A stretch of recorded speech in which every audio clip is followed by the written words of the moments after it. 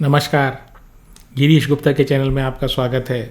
तो आज बात करते हैं 1958 में स्थापित एक कंपनी की जिसका नाम है अपार लिमिटेड। अब देखिए, ये अपार हिंदी का शब्द है या APAR कोई एब्रीविएशन है, ये तो मुझे नहीं पता, लेकिन मैं मेरे अनुमान के हिसाब से इसे अपार या असीम जिसको बोलते हैं ना, वो शब्द मान के चल रहा हूँ। खैर, नाम से क्या करना है जानेंगे। ये कंपनी करती क्या है, इस कंपनी का बिजनेस मॉडल क्या है, इस कंपनी की स्ट्रेंथ, वीकनेसेस और भविष्य की योजनाएं क्या हैं, और इसका वैल्यूएशन समझने की कोशिश करेंगे कि क्या इसका वैल्यूएशन आज के भाव पर जस्टिफाइड है या नहीं। तो जैसे मैंने बताया, कंपनी की स्थापना 1958 में हुई और उस समय ये पावर केबल्स लिमिटेड के नाम से जानी जाती थी। और उस समय ये कंपनी पावर ट्रांसमिशन कंडक्टर्स बनाया करती थी, यानी हाई टेंशन लाइंस जो आपने देखी होंगी खेतों और हाईवेज़ के साथ साथ चलती हुई, तो उनमें जो चमकदार तार, जो ओवरहेड तार जो वायर्स होते हैं, वो एक्चुअली ये कंपनी बनाया करती थी। और इस कंपनी की स्थापना धर्म सिंह दादूभाई देसाई साहब ने की। ये एक एंटरप्रेन्योर तो थे ही। देखिए, 1958 में भारत को आज़ाद हुए केवल 11 साल ही हुए थे, और पंचवर्षीय योजनाएं जो 5 ईयर प्लान्स थे वो भी शुरुआत में ही थे, और कोई इंडस्ट्रियलाइजेशन की कोई खास भारत में प्रगति नहीं थी। उस समय एक व्यक्ति द्वारा ये सोचना कि मैं पावर ट्रांसमिशन कंडक्टर्स बनाऊं और इसकी एक फैक्ट्री में लगाऊं, बड़े ही हिम्मत की बात है। तो ये जो सज्जन थे धर्म सिंह दादूभाई देसाई साहब, ये एंटरप्रेन्योर थे, साथ ही साथ फिलान्थ्रोपिस्ट थे, यानी कि परोपकारी भी थे। उन्होंने अपने नाडियाड शहर में गुजरात में एक कॉलेज भी खोला 1968 में, ताकि लोगों को वर्ल्ड क्लास टेक्निकल एजुकेशन मिल सके। यानी कि वो लोगों को ये जागृत करने की भी कोशिश करते थे कि भाई देखो, टेक्निकल एजुकेशन नहीं लोगे तो आने वाला भविष्य जो है टेक्नोलॉजी का है, आप पिछड़ जाएंगे। खैर, इसके बाद अब इस कंपनी की तीसरी पीढ़ी यानी कि ग्रैंडसन्स जो है हमारे धर्म सिंह दादूभाई देसाई साहब के, वो काम कर रहे हैं। और अब तो उन्होंने एक मेडिकल कॉलेज, एक हार्ट से का स्पेशलिस्ट हॉस्पिटल भी खोल दिया है। और इसमें कुशल एन देसाई जो उनके होते हैं, इनके फाउंडर के, वो CMD हैं, और चैतन्य एन देसाई जो हैं वो इस कंपनी के अभी MD हैं। और ये जो कंपनी है, आप ये देखिए, उस ज़माने से अब तक लगातार अच्छा परफॉर्म करती आई है। तो जानते हैं कंपनी करती क्या है एग्जैक्टली। तो कंपनी पावर इंफ्रास्ट्रक्चर के बिज़नेस में है, और बेसिकली इनके 3 सेगमेंट हैं, और उन 3 सेगमेंट को एक एक करके अध्ययन करते हैं। पहला सेगमेंट जो इनका लेगेसी सेगमेंट है, जहाँ से इन्होंने अपने व्यापार की शुरुआत की, वो है कंडक्टर्स की। तो ये एल्यूमिनियम और कॉपर जो 2 मेटल होते हैं उसके कंडक्टर्स, यानी वो चीज़ें, वो तार जिनसे विद्युत प्रवाहित हो सकती है या इलेक्ट्रिसिटी पास हो सकती है, तो उनको कंडक्टर्स बोलते हैं। इसके अलावा ये उन्होंने, जैसे मैंने बताया, कंपनी की शुरुआत में ही 1958 में ये सेगमेंट शुरू कर दिया था। और उसके बाद इन्होंने 1969 में स्पेशलिटी ऑयल्स से रिलेटेड काम शुरू किया। ये स्पेशलिटी ऑयल्स कई तरह के होते हैं। इसमें जो मेन जो इनका कंपोनेंट है जो ये बनाते हैं वो ट्रांसफार्मर ऑयल्स है। ट्रांसफार्मर ऑयल्स बेसिकली ट्रांसफार्मर को इंसुलेशन प्रोवाइड करने के लिए और ट्रांसफार्मर को ठंडा रखने के काम आता है। तो ये उन्होंने 1969 में सेगमेंट शुरू किया, और इसके बाद 1999 में ये केबल वाले सेगमेंट में उतरे। अब जान लेते हैं कि ये कंडक्टर्स और केबल्स जो होते हैं ना, इन दोनों में डिफरेंस क्या है। तो देखिए, कंडक्टर जनरली जो है एक नेकेड वायर जो होता है ना, यानी उसके ऊपर कोई कवरिंग नहीं होती, जिसको आप हाथ से छू नहीं सकते। अगर उसमें इलेक्ट्रिसिटी फ्लो हो रही है तो जनरली उस चीज़ को बोलते हैं, या वैसे कंडक्टर उस चीज़ को बोलते हैं जिसमें से करंट पास हो सकती है। तो इनके इस कंपनी के हिसाब से, या ये कंपनी जिन सेगमेंट में काम करती है, उनके रेफरेंस में अगर मैं बात करूं, तो वो नंगे तार जिनसे विद्युत प्रभावित होती है, वो ये जब बनाते हैं तो उसको ये कंडक्टर्स बोलते हैं। और उसके ऊपर अगर कवरिंग चढ़ी हुई होती है, जैसे अपने ऑर्डिनरी वायर होता है जो, तो और उस तरीके अगर मोटी वायर हुई, 2 या 3 अंदर उसमें केबल, 2 या 3 अंदर उसमें कंडक्टर्स जो है आपस में गुथे हुए हों, तो उस तरह की जो चीज़ होती है वो केबल्स कहलाती है। ऊपर शीथिंग होती है, यानी ऊपर कवरिंग होती है ताकि हाथ से छूने पर आपको करंट नहीं आए। तो ये केबल और वायर में बेसिक मोटा मोटा डिफरेंस है। अब इनकी लीडरशिप की बात करते हैं। ये 3 सेगमेंट में ये काम करते हैं, उनकी लीडरशिप आप देखिए वर्ल्ड में और इंडिया में। तो वर्ल्ड में एल्यूमिनियम और अलॉय कंडक्टर में ये नंबर 1 है मैन्युफैक्चरिंग में, और भारत में ट्रांसफार्मर ऑयल में नंबर 1 है बनाने में। इसके अलावा वर्ल्ड में ट्रांसफार्मर ऑयल में ये नंबर 3 है। फिर जो रिन्यूएबल केबल्स जो हैं, यानी कि वो केबल्स जो रिन्यूएबल एनर्जी से रिसोर्सेज, यानी जैसे सोलर हुआ, विंड हुआ, तो उनके लिए जो केबल ये बनाते हैं उसमें ये भारत के नंबर 1 एक्सपोर्टर हैं। तो आप इनकी लीडरशिप आप देखिए, हर सेगमेंट में कहीं ना कहीं इनकी लीडरशिप दिखाई देती है। अब बात करते हैं कि किस सेगमेंट से इनका रेवेन्यू कितना आता है। तो कंडक्टर से इनका लेगेसी बिजनेस है, उससे इनका सबसे ज़्यादा रेवेन्यू आता है, तो 49% रेवेन्यू आता है। जब 1969 में जो स्पेशलिटी ऑयल्स का इन्होंने कारोबार शुरू किया, तो उस बिज़नेस से यानी नेक्स्ट सेगमेंट से इनका रेवेन्यू 26% आता है, और केबल से इनका जो लेटेस्ट इनका सेगमेंट इंट्रोड्यूस इन्होंने किया वहाँ से इनका 25% आता है रेवेन्यू।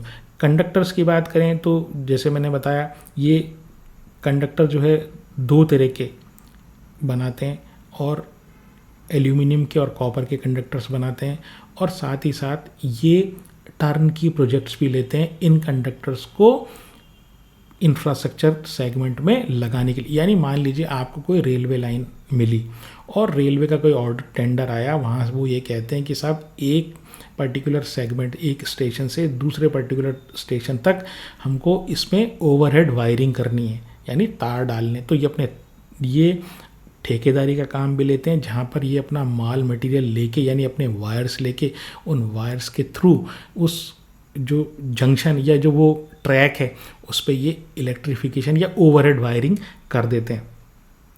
तो पावर कंपनीज, टेलीकॉम्स और जो रेलवे वाले जो होते हैं वो इनके बायर हैं, अगर ये कंडक्टर्स सप्लाई करते हैं तो। और टर्न की प्रोजेक्ट्स में power grid, L&T, state utility जो है, पावर डिस्ट्रीब्यूशन कंपनी जो हैं वो, और इलेक्ट्रिसिटी ट्रांसमिशन कंपनीज चाहे प्राइवेट सेक्टर में हो, वो सारी कंपनीज इनकी क्लाइंट्स हैं। कंडक्टर्स में, केवल कंडक्टर्स की अगर मैं बात करूं तो 76% रेवेन्यू इनका डोमेस्टिक है, और 24% रेवेन्यू कंडक्टर्स में ये एक्सपोर्ट से आता है। फिर बात करते हैं केबल की। केबल जो सेगमेंट है वहाँ पर ये data centre, railway, defence, renewable energy, information technology और इस तरह के जो नए डेवलपिंग एरियाज़ हैं उनके लिए केबल बनाते हैं। इसके अलावा ये जनरली ये B2B बिज़नेस में, यानी कि ये जो केबल्स को सप्लाई करते हैं ये कंपनीज़ को या इंस्टीट्यूशंस को करते हैं, जो इंस्टीट्यूशन फिर अपने एंड यूज़ में इनको काम में लेती है। लेकिन 2019 से इन्होंने B2C सेगमेंट, यानी आप और हमारे जैसे अल्टीमेट कंज्यूमर के लिए भी इन्होंने केबल्स बनानी शुरू कर दी हैं, केबल्स एंड वायर्स बनाने शुरू कर दिए हैं। 90% केबल जो वंदे भारत एक्सप्रेस में यूज़ हो रही है वो अपार इंडस्ट्री द्वारा लगाई गई है। ये इस कंपनी के लिए बहुत ही बड़ा अचीवमेंट है। और Tata power, Adani, Torrent power और सीमेंस जैसी जो कंपनीज़ हैं वो केबल के सेगमेंट में इनके ग्राहक हैं। इसके अलावा जो केबल सेगमेंट में 67% रेवेन्यू इनका डोमेस्टिक यानी भारत से आता है, और 33% रेवेन्यू इनका एक्सपोर्ट से आता है। इसके अलावा जो इनका तीसरा सेगमेंट है वो है स्पेशलिटी ऑयल्स का। तो वहाँ पर 56% जो इनकी सेल होती है वो डोमेस्टिक होती है, और 44% इनका जो स्पेशलिटी ऑयल से रेवेन्यू आता है वो एक्सपोर्ट से आता है। इसमें जैसे मैंने बताया कि जो मेजर इनका कंपोनेंट है वो है ट्रांसफार्मर ऑयल, लेकिन इसके अलावा भी आपको ये जानकर आश्चर्य होगा कि ये बेसिकली देखिए केबल वायर टाइप की कंपनी है, लेकिन ये जिस तरीके से डाइवर्सिफाई कर रही है, तो ये जो ऑयल का बिजनेस है इनका, इसमें ये फार्मास्यूटिकल वालों को भी ऑयल बेचते हैं। अब आप ये कहेंगे फार्मास्यूटिकल कंपनीज को ऑयल की क्या ज़रूरत पड़ी, तो देखिए कई ऐसी दवाइयाँ होती हैं जिसमें ये जो ऑयल होता है स्पेशलिटी ऑयल, देखिए स्पेशलिटी ऑयल का मतलब ये है सिंपल सी, पहली चीज़ तो ये कि ये वेजिटेबल ऑयल नहीं होता, यानी किसी जैसे मूंगफली का तेल हुआ या कोई मस्टर्ड का ऑयल हुआ या आपका सनफ्लावर का कोई ऑयल हुआ, इस तरह का ऑयल नहीं है। वो क्रूड ऑयल से जो ऑयल निकलता है ना, उसका एक डेरिवेटिव है। पॉइंट नंबर 1 तो ये। दूसरी चीज़, ये जो क्रूड ऑयल से निकला हुआ ऑयल होता है, इसके हज़ारों तरह के यूज़ होते हैं और आप और हम उसको कंज्यूम भी करते हैं। बात यह है कि उसको एक पर्टिकुलर यूज़ के लिए तैयार किया जाता है। तो ट्रांसफार्मर में यूज़ करने के लिए जब आप उसको तैयार करते हो उस पर्टिकुलर ऑयल को, तो आप उसको ट्रांसफार्मर ऑयल बोल देते हो। फिर फार्मास्यूटिकल में नेचुरली अगर ह्यूमन कंजम्पशन के लिए है तो उसको एक्स्ट्रा सेफ होना पड़ता है। तो जब इस तरह का ऑयल ये तैयार करते हैं तो उसको फार्मास्यूटिकल ग्रेड ऑयल बोल देते हैं।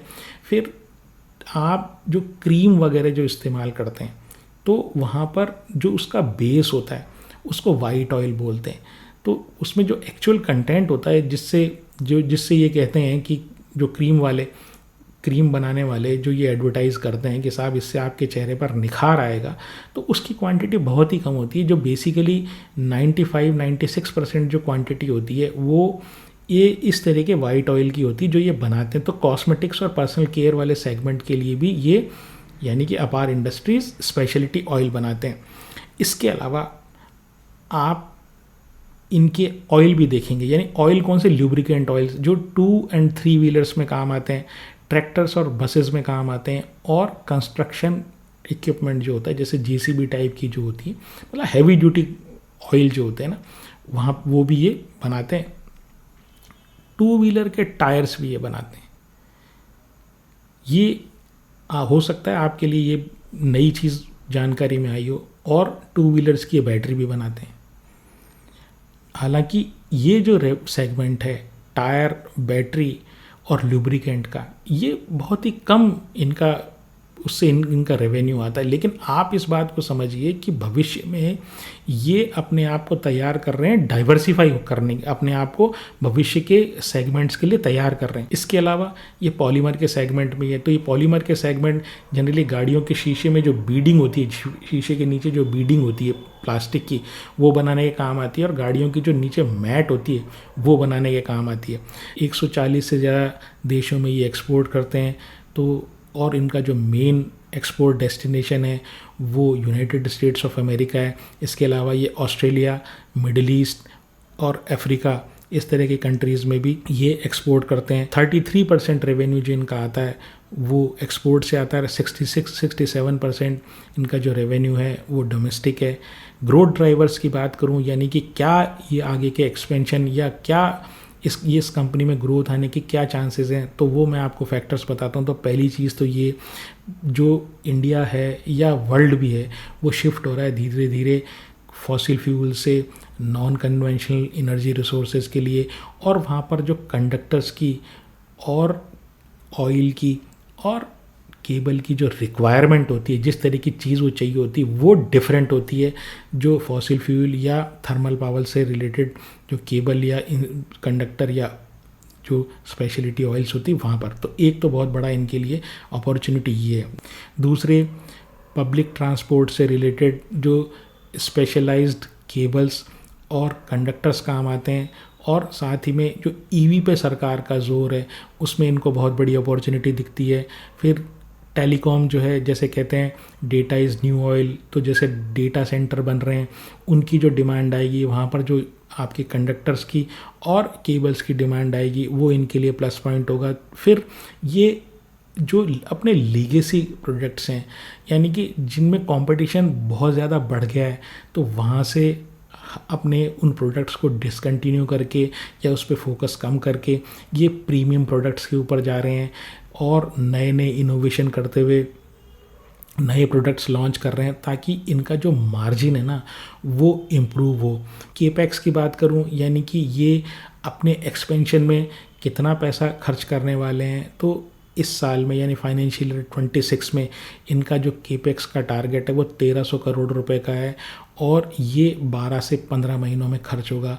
इसमें से जो 800 करोड़ है वो केबल सेगमेंट में खर्च होगा, 300 करोड़ ये नई फैसिलिटी लगा रहे हैं कंडक्टर्स की, वहाँ पर खर्च होगा, और जो 200 करोड़ है वो स्पेशलिटी ऑयल में के क्षेत्र में के सेगमेंट में खर्च करने वाले हैं। उसमें से एक ये जो JNPT है यानी जवाहरलाल नेहरू पोर्ट ट्रस्ट, वहाँ पर एक बड़ा स्टोरेज बना रहे हैं ये ऑयल के लिए, ताकि ये आसानी से इंपोर्ट कर सकें जो स्पेशलिटी ऑयल्स को, और साथ ही साथ भारत के विभिन्न हिस्सों में आसानी से उसको लॉजिस्टिक्स की कॉस्ट कम रख के पहुंचाया जा सके। तो ये इनके नवाचार मैंने बताए। स्ट्रेंथ की बात करूं तो देखिए डोमिनेंट प्लेयर हैं ये अपने सेगमेंट, तीनों सेगमेंट में कुछ ना कुछ इनकी खास बात है कि ये अपना डोमिनेशन रखते हैं। सेक्टर टेलविंड्स, EV, आपका डिफेंस, रेलवे, डेटा सेंटर, इस तरीके या रिन्यूएबल एनर्जी, इस तरह के सारे सेगमेंट्स जो हैं उनमें ये इनकी पोजीशन डोमिनेंट है। उन सब के लिए ये प्रोडक्ट इनके पास हैं। तो सेक्टर टेलविंड्स इनके साथ हैं। फिर डोमेन एक्सपर्टाइज आप देखिए, 60-70 सालों से इस बाज़ार में रग रग पहचानते हैं इस बाज़ार की। अगर वीकनेस की बात करूं तो जो वीकनेस सबसे बड़ी है वो इनके हाथ में नहीं है, या पूरे इस तरह की जितने भी प्लेयर्स हैं उन किसी के भी हाथ में नहीं है, वो है रॉ मटेरियल की फ्लक्चुएशन। रॉ मटेरियल इनका मेजर जो रॉ मटेरियल है वो एल्यूमिनियम और कॉपर है, और ये एल्यूमिनियम और कॉपर की जो प्राइसेस है इंटरनेशनल मार्केट में वॉयलेंटली फ्लक्चुएट होती हैं। तो कोई नहीं कह सकता कि आखिरकार इनकी प्राइसेस क्या होने वाला है। तो अगर ये फिक्स प्राइस कॉन्ट्रैक्ट अगर करते हैं किसी भी टेंडर में, स्पेशली टर्न की प्रोजेक्ट्स में, तो इनको नुकसान होने के चांसेस रहते हैं। इसके अलावा जो जैसे मैंने बताया 33% इनका जो रेवेन्यू आता है वो एक्सपोर्ट से आता है। तो एक्सपोर्ट में भी जो फॉरेन एक्सचेंज की फ्लक्चुएशन होती है वो इनको परेशान कर सकती है, और जिनके रिजल्ट्स जो हैं वो उसको ख़राब कर सकती है अगर फॉरेन एक्सचेंज की फ्लक्चुएशन इनके अगेंस्ट में हो जाए। मार्केट कैप की बात करूं तो मार्केट कैप 37,000 करोड़ का है। डेट टू इक्विटी हर 100 रुपये की इक्विटी पर 13 रुपये का इनका कर्जा है। ROE काफ़ी अच्छा है, 19.5% है। P जो है वो 45 का है, जो थोड़ा सा मुझे मेरी नज़र में ज़्यादा लगता है। 3 साल की सेल 26% बढ़ी है, बहुत ही अच्छी है, और 3 साल का प्रॉफिट जो है 48% बढ़ा है, वो भी बहुत ही अच्छा है। प्रमोटर के पास 58% है, FII के पास 9% होल्डिंग है, DII के पास 22% है, और पब्लिक के पास 11% है। ऑल इन ऑल मैं बात करूं, बड़ी ज़बरदस्त और सॉलिड कंपनी है। बहुत कम रेयर चांसेस इस बात के होते हैं कि ऐसी कंपनीज़ में अगर कोई लोअर लेवल पे ख़रीदे तो उस व्यक्ति को या उस इन्वेस्टर को नुकसान हो। और अप्रैल में इसका भाव 4800 था, 4900 था, एग्जैक्टली मुझे ध्यान नहीं है, और अब इसका भाव लगभग 9000 है। तो आप ये समझ लीजिए 80-90% की इसमें अप्रिशिएशन हो चुकी है, क्योंकि कोई भी एक ज़बरदस्त डिप आते ही कोई भी इन्वेस्टर, समझदार इन्वेस्टर, इसको लपकने के लिए तैयार बैठा रहेगा। मेरी शेयर में खरीदने या बेचने की कोई राय नहीं है। कृपया आप इस फ्रेमवर्क को जो मैंने आज आपको वीडियो में बताया उसको ध्यान में रखते हुए अपने फाइनेंशियल एडवाइज़र से कंसल्ट करें और उसकी राय के अनुसार काम करें। तो अगर आपको मेरा प्रयास पसंद आया हो तो चैनल को सब्सक्राइब करें, वीडियो को लाइक करें और शेयर करें। आज के लिए इतना ही। नमस्कार, धन्यवाद, जय हिंद।